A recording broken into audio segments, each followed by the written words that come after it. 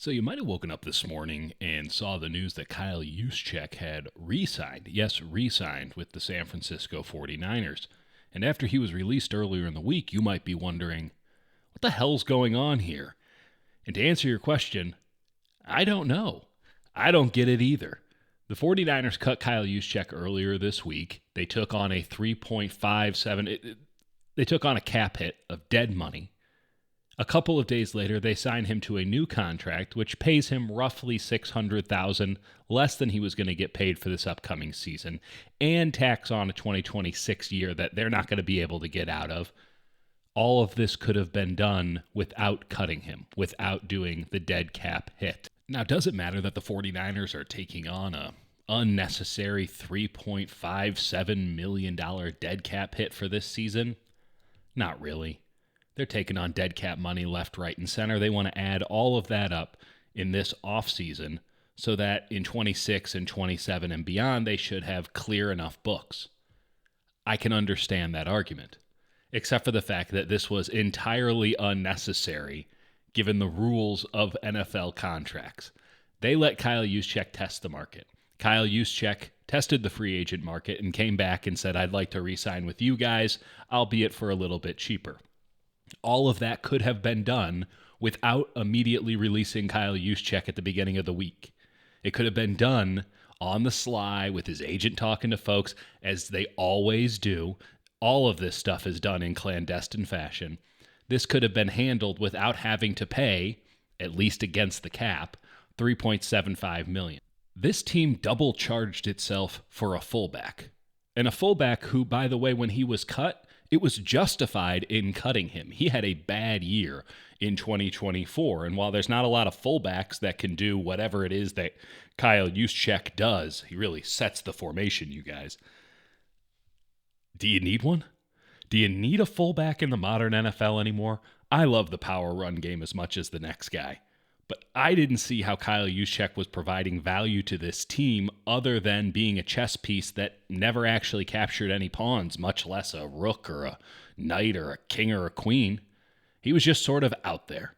And his days as a useful NFL player might well be behind him, seeing as he's been on this team now for 10 years. Where does this bring us? To a pretty simple argument. The Niners don't know what they're doing. They're winging this thing. The plan this offseason was to cut costs. They just got double charged. They double charged themselves for their fullback. That is a egregious lack of planning. Again, anything that the 49ers did when it came to letting him test the market, letting him go out there and see what was available for him, all of that could have been done while he was still under contract. Teams allow players to look for trades all the time while still under contract. The Niners just did it with Deebo Samuel. You don't even need to give permission anymore. The agents are just taking it. They're always scouring the market. They're always seeing what they could get. If our player was to be available, what do you think you would sign him for? How do you think all those deals came through at 9 a.m. Eastern time on Monday? It's not because everyone got on the phone right as the official window for free agency signing opened up. Those deals had been worked out in the weeks and months even before. So it's clear there's no plan here. Because if there was a plan, it would have been managed in a way that wouldn't have cost the Niners $3.57 million on their books for this upcoming season. I understand that money would have been paid out at some point, but they just extended Kyle Juszczyk in essence, except they didn't. So those void years have to, on the end of his contract, have to be paid out.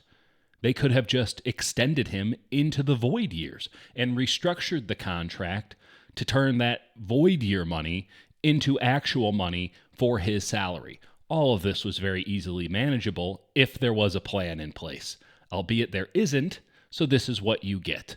And with a team that still needs a starter at safety, weak side linebacker, third corner, at least two defensive tackles. They need both starters and probably a couple more. They need a starter at defensive end, if not another guy for depth.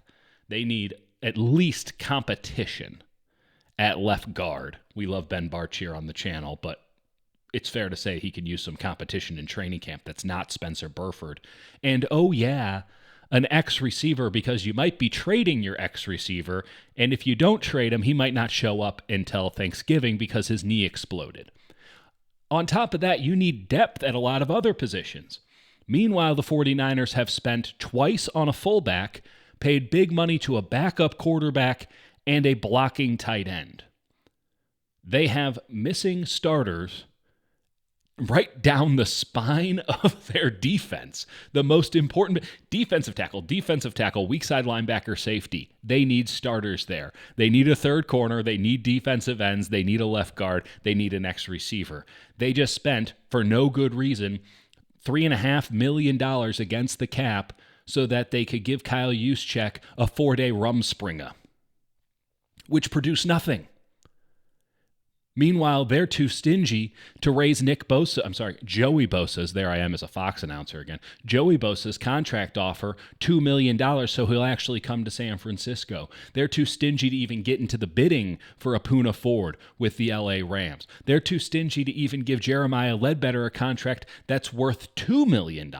They're not interested in signing anybody who could actually help this team in 2025. What they are interested in doing is moving some money around, dead cap, and bringing back their fullback, whose usefulness, again, might be completely tapped. This is a team that does not have a plan. There is a lot of palace intrigue at 49-49 right now, and it does not bode well for whatever the hell it is they're going to be doing between now and the start of the season with the NFL draft close approaching. Because if you don't have a plan for free agency, it's going to be a lot harder with all those voices in the room yelling at each other during the NFL draft.